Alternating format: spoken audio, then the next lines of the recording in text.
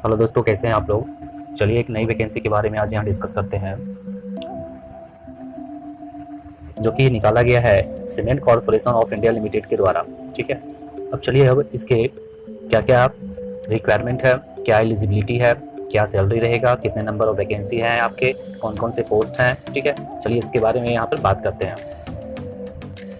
देखिए दोस्तों, यहाँ बात करते हैं नेम ऑफ पोस्ट। ठीक है, और यहाँ पर डिसिप्लिन रहेगा, नंबर ऑफ पोस्ट रहेगा, कैटेगरी रहेगा और आपका एज रहेगा और यहाँ पर एक्सपीरियंस रहेगा। ठीक है, अगर बात करें दोस्तों यहाँ पर एक नंबर में इंजीनियर की, तो आपका डिसिप्लिन आपका रहेगा प्रोडक्शन का रहेगा और आपका नंबर ऑफ पोस्ट इसमें 8 रहेगा। और इसमें जो कैटेगरी है उसमें यूआर कैटेगरी के लिए 5 सीट है और ओबीसी के लिए 2 सीट है और एससी के लिए 1 सीट है।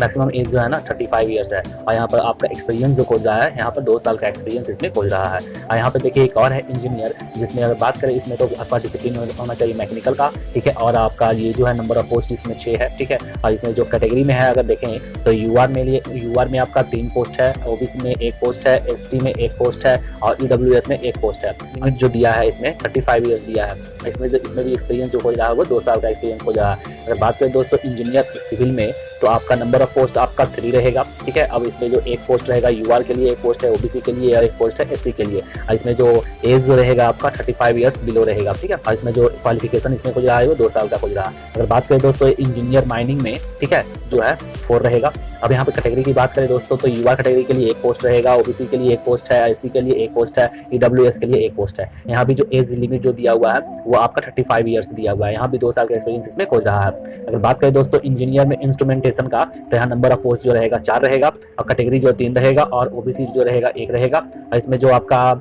एज जो है वो 35 ईयर्स है और इसमें जो क्वालिफिकेशन है इसमें आपका 2 एक्सपीरियंस जो खोज रहा है, इसमें जो एक्सपीरियंस खोज रहा है वो 2 साल का एक्सपीरियंस खोज रहा है। अब देखिए दोस्तों, अगर बात करें इंजीनियर इलेक्ट्रिकल में, ठीक है, तो इसमें नंबर ऑफ पोस्ट 4 रहेगा। इसमें यूआर के लिए 1 पोस्ट है, ओबीसी के लिए 1 पोस्ट है, एससी के लिए 1 पोस्ट है और एसटी के लिए 1 पोस्ट है। यानी इसमें भी देखिए एज जो दिया हुआ 35 ईयर्स दिया, इसमें भी 2 साल का एक्सपीरियंस इसमें खोजा है। ठीक है, अब देखिए बात करें ऑफिसर में आपका मटेरियल मैनेजमेंट में, तो इसमें भी देखिए आपका नंबर ऑफ पोस्ट 3 रहेगा। यूआर के लिए 1 पोस्ट है, ओबीसी के लिए 1 पोस्ट है, ईडब्ल्यूएस के लिए 1 पोस्ट है। इसमें भी एज जो है 35 ईयर्स दिया हुआ। ठीक है, और इसमें भी जो है आपका एक्सपीरियंस 2 साल का है। ठीक है, और अगर ऑफिसर बोले तो मार्केटिंग में, तो यहाँ नंबर ऑफ पोस्ट 2 रहेगा। यूआर के लिए ओबीसी के लिए 1 पोस्ट है और यहाँ पे एज जो है ना 35 ईयर्स दिया हुआ है और यहाँ जो एक्सपीरियंस जो है यहाँ पे भी 2 साल का एक्सपीरियंस यहाँ पे मांगा है। ठीक है, अगर बात करें फाइनेंस एंड अकाउंट्स में ऑफिसर का, तो यहाँ पे देखिए 4 पोस्ट रहेगा। यूआर के लिए 2 पोस्ट है, ओबीसी के लिए 1 पोस्ट है और एससी के लिए 1 पोस्ट है। ठीक है, यहाँ भी एज जो है ना सब में देखिए 35 ईयर्स का ही दिया हुआ है। ठीक है, और यहाँ भी एक्सपीरियंस जो है 35, यहाँ पर 2 साल का एक्सपीरियंस में खोज रहा है। ठीक है, अगर बात करें ह्यूमन रिसोर्सेज ऑफिसर में, तो यहाँ भी 2 पोस्ट है। आपका यूआर के लिए 1 पोस्ट है, एससी के लिए 1 पोस्ट है। ऑफिसर की अगर फिर ऑफिसर में बात करें आपका कंपनी सेक्रेटरी में, तो 1 पोस्ट है आपका यूआर के लिए। अगर बात करें यहाँ पे ऑफिसर राज्यसभा अधिकारी में, तो 1 पोस्ट है सिर्फ ओबीसी के लिए। यहाँ बात करें ऑफिसर लीगल में, तो यहाँ भी देखिए नंबर ऑफ पोस्ट 4 है। यूआर के लिए 1 पोस्ट है, ओबीसी के लिए 1 पोस्ट है, ईडब्ल्यूएस के लिए 1 पोस्ट है, एससी के लिए 1 पोस्ट है। ठीक है, तो ये आप देख लें। ठीक है, अब देखिए यहाँ पे बता दिया गया है कि जो अगर आप एमएससी किए हुए हैं केमिस्ट्री से, तो आप यहाँ पर 3 साल का वर्क एक्सपीरियंस इसमें खोज रहा है। गया है कि पीडब्ल्यूडी के लिए यहाँ पर 2 पोस्ट जो है ना रिजर्व कर दिया गया है। ठीक है, तब date of age and qualification experience and last date of submission of application will be इतना। ठीक है,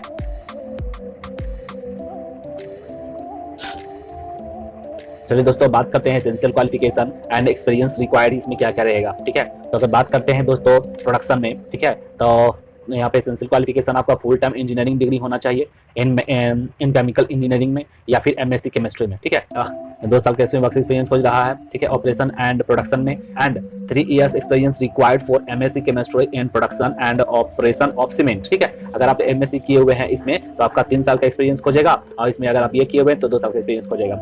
अगर यहाँ बता देते हैं मैकेनिकल की, तो इसमें देखिए आपका एसेंशियल क्वालिफिकेशन होना चाहिए इंजीनियरिंग डिग्री इन मैकेनिकल। ठीक है, तो आप यहाँ पे देखिए 2 साल का यहाँ पे एक्सपीरियंस खोजा है किसमें, तो 2 years experience of maintenance operation and production project planning implementation and coordination of large size modern cement project में आपका जो है ना 2 साल का एक्सपीरियंस में खोजा है। अगर बात करें दोस्तों यहाँ पे सिविल में, तो यहाँ देखिए बात किया गया है कि engineering degree in civil engineering में, यहाँ देखिए बता दिया गया है कि 2 साल का इसमें एक्सपीरियंस खोजा गया है in design project implementation construction of industrial structures foundation large concrete soils for storing cement clinker raw mills and their maintenance, है ना। तो ये अगर इसमें 2 साल का एक्सपीरियंस में बात करें दोस्तों यहाँ पे माइनिंग में, तो यहाँ पे देखिए एसेंशियल क्वालिफिकेशन आपका क्या रहेगा, इंजीनियरिंग डिग्री इन माइनिंग्स, ठीक है, in mining with first class second class managers certificate of competency under, ठीक है, MMR 1961, ठीक है। इसमें आपका एसेंशियल क्वालिफिकेशन ये खोजा है। यहाँ पे देखिए एक्सपीरियंस में क्या मांगा है, तो 2 साल का experience in quarry management in open cast mechanised mines, ठीक है, आपका इसमें ये खोजा गया है।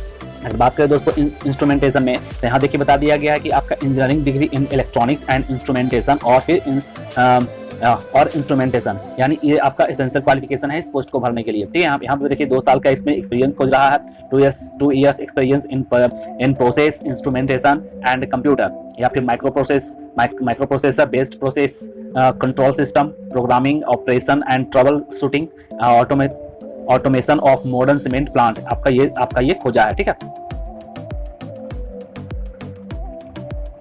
अगर बात करें दोस्तों यहाँ पे इलेक्ट्रिकल की, तो यहाँ पे देखिए engineering degree in electrical engineering में आपका होना चाहिए। यहाँ भी देखिए 2 साल का इसमें एक्सपीरियंस खोजा है, ठीक है, आपका इंस्टॉलेशन में, ठीक है, और फिर कमीशनिंग में, टेस्टिंग में and maintenance of electrical equipments, high tension and low tension Motors, switch gears, transformers and other heavy electrical installations and power distribution and control in cement industry PSU, ठीक है। तो आपका ये सारा जो है ना इसमें खोजा है। अब यहाँ देखिए बता दिया गया है कि मटेरियल मैनेजमेंट में आपका क्या एलिजिबिलिटी रहेगा। तो यहाँ देखिए इंजीनियरिंग डिग्री और पोस्ट ग्रेजुएट डिग्री या फिर diploma in material management with graduate degree आपका ये होना चाहिए। और यहाँ पर बता दिया गया कि 2 साल का एक्सपीरियंस आपका होगा किसमें, in material management in a manufacturing company, ठीक है। अब यहाँ देखिए बात किया दिया गया है मार्केटिंग में, तो यहाँ पर देखिए एसेंशियल क्वालिफिकेशन आपका full time 2 years MBA marketing आपका होना चाहिए, ठीक है। एक्सपीरियंस आपका 2 इयर्स का इसमें मार्केटिंग ऑफ सीमेंट में आपका होना चाहिए, ठीक है। यहाँ बात करें दोस्तों यहाँ पे फाइनेंस एंड अकाउंट्स का, तो यहाँ पे देखिए बता दिया गया कि CA या ICWA या फिर फुल टाइम 2 इयर्स MBA आपका यहाँ पर होना चाहिए फाइनेंस में, ठीक है। तो यहाँ पे देखिए बता दिया गया है कि इसमें एक्सपीरियंस तो खोल रहा है 2 साल का experience in finance and accounts, ठीक है, इसमें आपका होना चाहिए, किसी भी रेपुटेड कंपनी में आपका होना चाहिए।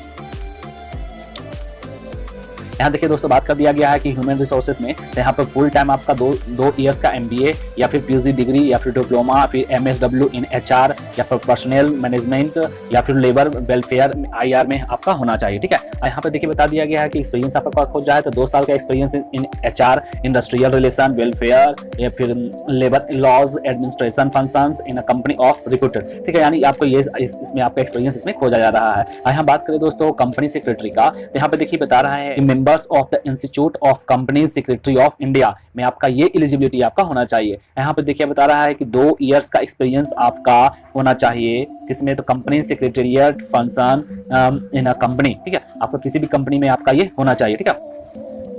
देखिए दोस्तों यहाँ बात करें अब राज्यसभा अधिकारी का, तो यहाँ पे एसेंशियल क्वालिफिकेशन आपका क्या रहेगा, तो पोस्ट ग्रेजुएशन इन हिंदी होना चाहिए, हिंदी में, ठीक है, विद इंग्लिश।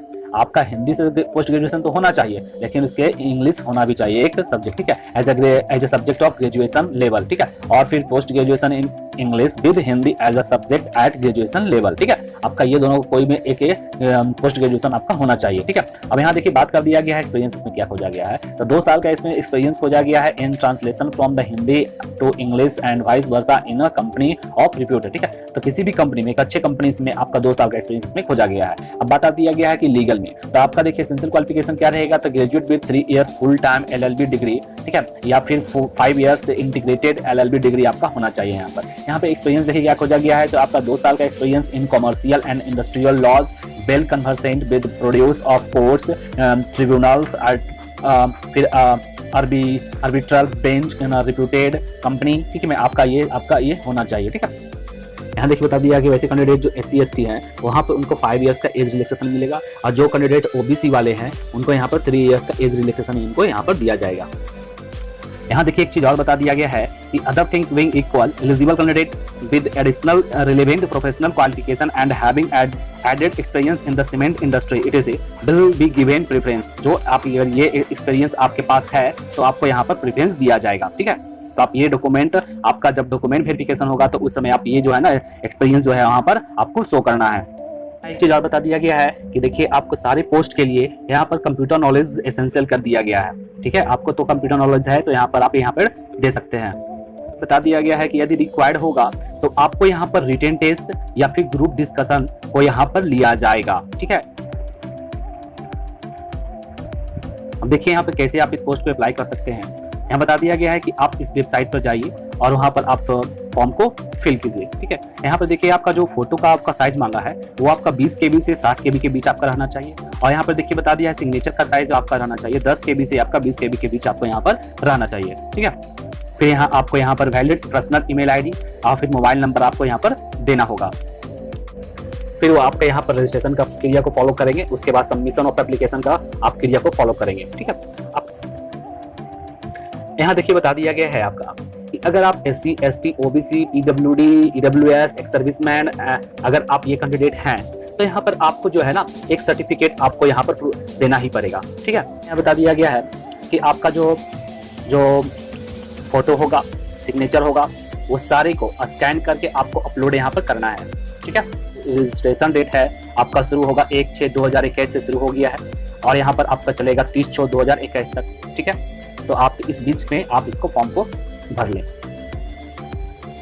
यहाँ देखिए बता दिया गया है कि जब आप इस फॉर्म को भरिएगा तो आप सेम नंबर ऑफ फोटोग्राफ्स, ठीक है, आप सफिशिएंट नंबर ऑफ फोटोग्राफ्स को अब सेम जो होना चाहिए आप जो डाल रहे हैं एप्लीकेशन फॉर्म में उसको रख लेना है फ्यूचर यूज के लिए। ठीक है, आपको अब देखिए यहाँ पर मेडिकल एग्जामिनेशन आपको लिया जाएगा। ठीक है, तो यहाँ बता दिया गया है कि candidate shortlisted after interview are appear to for document verification with their medical reports. ठीक है, आपका जो ये मेडिकल रिपोर्ट जो बनना चाहिए वो आपका चीफ मेडिकल ऑफिसर CMO से आपका ये बनना चाहिए। ठीक है, आपका उसी का वहां पर इस पे साइन रहेगा।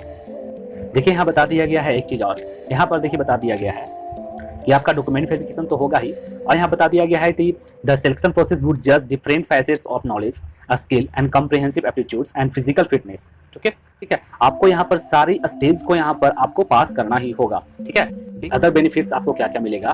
ठीक है, यहाँ बता दिया है कि during the period of contract the engage candidate on fixed term contract basis will be eligible for benefits. ठीक है, आपका आप यहाँ पर देखिए मंथली रेम्यूनरेशन बनेगा। ठीक है, आपका 25,000 प्लस HRA। ठीक है, 5,000। ठीक है, आपका यहाँ पे कब बनेगा तो इन case of posting in CO या फिर RO। ठीक है, यहाँ बता दिया गया है in case of posting in units monthly remuneration would be 25,000 plus companies accommodation as per entitlement subject to availability. यहाँ देखिए बता दिया गया है आपका मेडिकल फैसिलिटीज क्या रहेगा।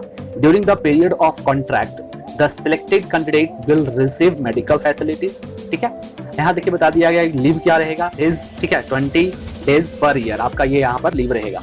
ठीक है, आपको यहाँ देखिए बता दिया गया है आपको कि प्रोविडेंट फंड आपका क्या रहेगा तो एज पर EF मिलेगा आपको। ठीक है, एक्ट के द्वारा आपको EPF मिलेगा। ठीक है, आपका यहाँ पे देखिए TA बनेगा, मैटरनिटी लीव रहेगा। ठीक है, तो आपका ये सब आपको आप ये देख ले। ठीक है, चलिए दोस्तों, तो मैं आशा करता हूँ कि आपको ये वीडियो बहुत ही हेल्पफुल होगा आप इस फॉर्म को भरने और इसे समझने में। तो मैं इसी तरह से मैं प्रत्येक दिन यहाँ पर एक नई जॉब के बारे में यहाँ डिस्कस करता हूँ। तो अगर आप इस चैनल पर नए हैं तो आप इस चैनल को लाइक करें और सब्सक्राइब करें ताकि हर एक जॉब का नोटिफिकेशन सबसे पहले पहुंचे। चलिए दोस्तों, वीडियो देखने के लिए धन्यवाद।